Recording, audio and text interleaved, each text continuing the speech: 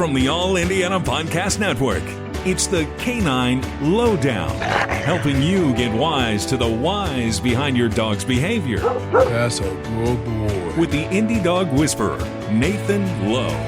Hi there, I'm Nathan Lowe, the Indie Dog Whisperer, and you're listening to a special New Year's 2024 edition of the Canine Lowe-Down. Thanks so much for joining me today.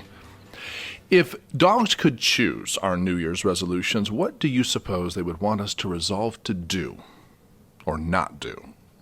Well, today on the Canine Lowe-Down, I'm going to share some New Year's resolutions I believe dogs everywhere would want us humans to make. Let's talk about it right now on a special New Year's episode of the Canine Lowe-Down. This season, Instacart has your back to school. As in, they've got your back to school lunch favorites, like snack packs and fresh fruit. And they've got your back to school supplies, like backpacks, binders, and pencils. And they've got your back when your kid casually tells you they have a huge school project due tomorrow. Let's face it, we were all that kid. So first call your parents to say I'm sorry, and then download the Instacart app to get delivery in as fast as 30 minutes all school year long. Get a $0 delivery fee for your first 3 orders while supplies last. Minimum $10 per order. Additional terms apply. This podcast is brought to you by eHarmony, the dating app to find someone you can be yourself with. Why doesn't eHarmony allow copy and paste in first messages? Because you are unique, and your conversations should reflect that. eHarmony wants you to find someone who will get you. How are you going to know who gets you if people send you the same generic conversation starters they message everyone else? Conversations that actually help you get to know each other. Imagine that. Get who gets you on eHarmony. Sign up today. All right, New Year's resolutions dogs everywhere would want you to make. Now, granted, this is just my opinion as a dog trainer, but it is my professional opinion. Dogs haven't whispered this to me. This is what I believe from working with thousands of dogs. Number one resolution I think your dog would want you to make, dogs everywhere would want you to make, is no forcible petting. Now, this especially applies to a dog you don't know. When you encounter a dog you don't know on a leash, say you're walking in the neighborhood, what you need to understand is often that dog is in claiming position to the person they claim who's walking them. You have to be very, very, very, very careful of that. So as you approach, which is already seen as something confrontational, to walk straight toward the dog and the person, that dog, if they've laid strong claim to that person, can be very reactive and snap at you. You don't want to reach out for that dog. You don't want to reach toward that dog. Now, along with that, another really important thing to understand is a nervous dog on a leash can definitely feel trapped. So whereas a nervous dog, if you went to pet him, might just run away, when they're on leash and someone's walking them and they're nervous and you say, hey buddy, it's okay, and you go to reach for them, they can feel like they can't get away and end up biting you because they feel cornered. Be very, very aware of that. You have to realize that directly approaching a dog, reaching your hand toward their face, is a form of confrontation. Okay, a submissive dog, if you do that, probably is going to lower the head a little bit, give you a little tail wag, like, oh, okay, you're making a dominant gesture toward me. But a dominant dog, and especially a dominant aggressive dog, if you make that gesture, you're pretty likely to get your hand snapped for doing something like that. So what do we do instead? All right, dogs everywhere, you don't want us to force you to be petted. You don't want us to come at you head on. What do we do? This is what I recommend, Nathan. I recommend you stoop down at a 90-degree angle, like 4 or 5 feet away from the dog, and you invite them to come to you by just lightly hitting on your thigh or going, hey, bud. If their ears go back and they amble over to you, they themselves are coming over to say, yeah, let me socially interact with you here. When I bend down like that and go, hey, bud, and I kind of wiggle my fingers sometimes and they won't walk over, they're just staring at me, I just stand up and leave them alone.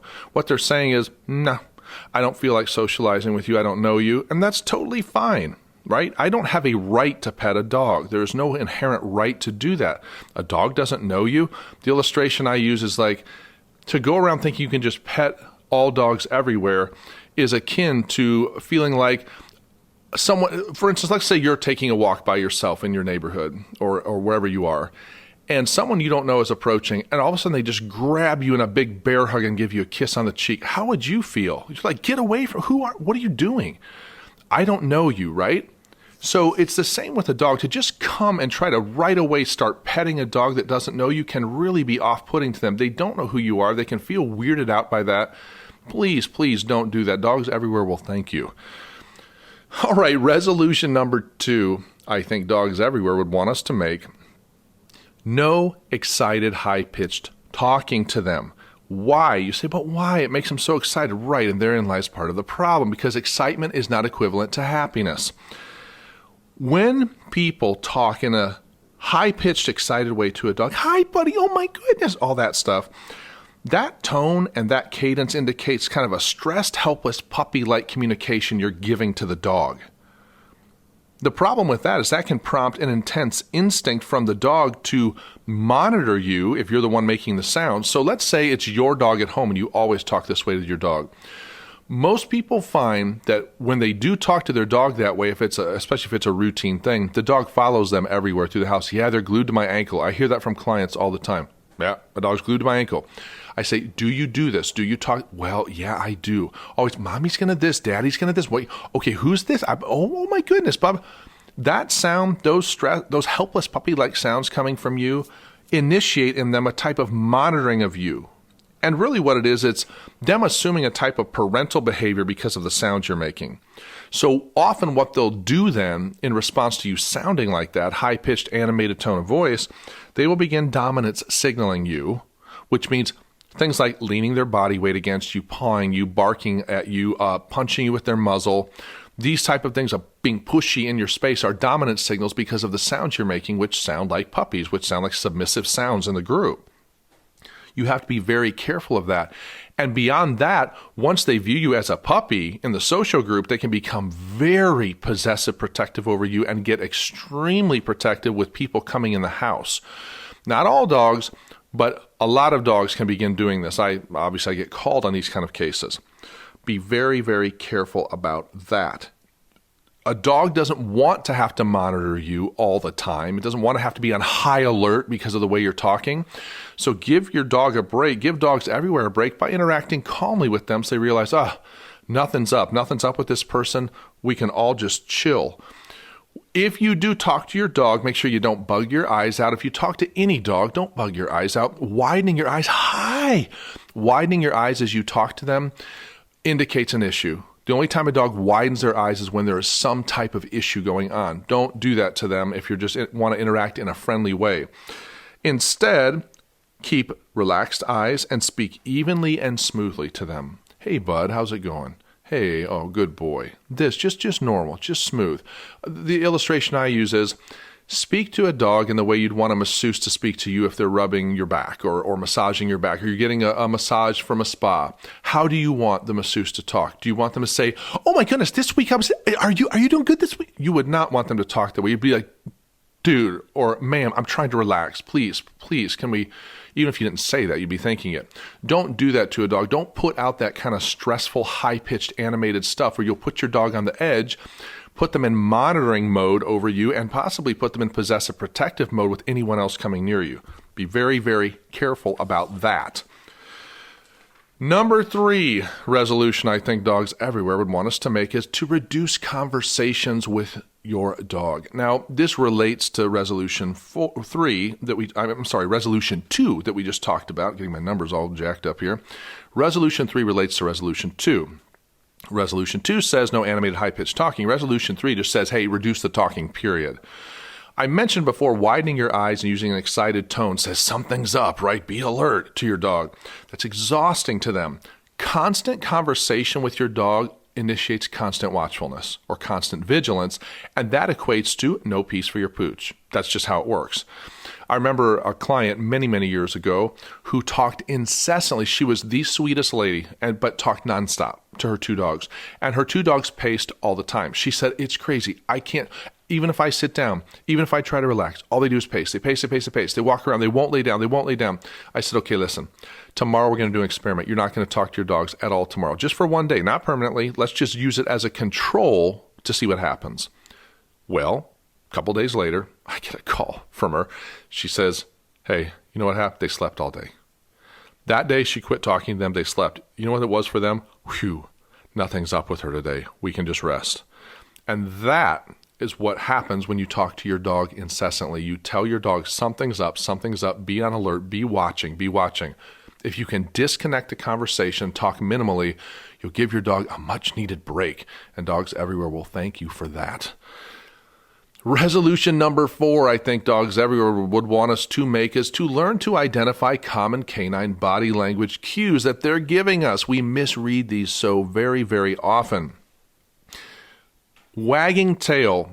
The biggest myth related to a wagging tail is that a wagging tail means happiness. It absolutely 100% does not mean happiness. It means the brain is excited. You need more info. It's not just happiness. It means the brain is elevated and excited. Dogs do this when they hunt often, if they're running something down. The illustration I use is, if you think that it means happiness, police dogs, when they're biting folks, or they're deployed on a criminal or on someone that is running or whatever police deploy them for, their tails are wagging when they're going at it with a person. So it's not happiness, it's excitement. The way I explain it is, the higher the tail is, that's like an RPM needle, on your RPM gauge on your car. It's revving. Their brain's revving high when that tail's high. And when it's moving really fast, they're revving really fast. So never look at a dog wagging its tail and think, oh, it's cool, it's fine. No. A dog wagging its tail absolutely can bite you. You need more information than that. All right, here's another canine body language cue to be aware of. Ears up, mouth open, body loose. So when a dog has their ears pricked, they're watching something, but their mouth's open, their body's relaxed. That's what I call a dog using binoculars. They're watching something through the binoculars. Oh, what's that? Oh, look at that over there. Now, if the ears are up, but the mouth is closed, the body is extremely still, and they're staring, that's what I call scope. That scope of the rifle. Now they put crosshairs on something. You never want your dog in that mode. If you see your dog getting in that mode, snap your finger and get them out of that. Say, hey, give them a little tap. If they don't pay attention to the snap, give them a little tap in the muscle of their leg and say, hey, and get their attention back to you. They are definitely targeting something, and you want them out of that mode, unless you don't. So if you have someone banging on your door, you don't want to come in. If there's an invasion of your home, obviously things like that you want your dog to target. But if you see your dog ears up, mouth closed, body still and staring, you need to snap them out of that, unless it's something you want them to put crosshairs on. Now, what about ears pinned back against the head, mouth closed, and the neck and tail lowered? So when that happens and the body is stiff, that's nervous defensive behavior from a dog. And I've seen lots of shelter dogs do this, often because of mistreatment with former situations before they got there. Do not attempt to reach toward a dog giving that kind of body language. They are very nervous. I would use the distance rule where you're a few feet away and you invite them over, and if you do not reach over the top of their head. I keep my hand completely flat with the back of my hand to the ground, even putting my hand on the ground if I need to with my palm up. They're free to come over and smell. I don't look at them.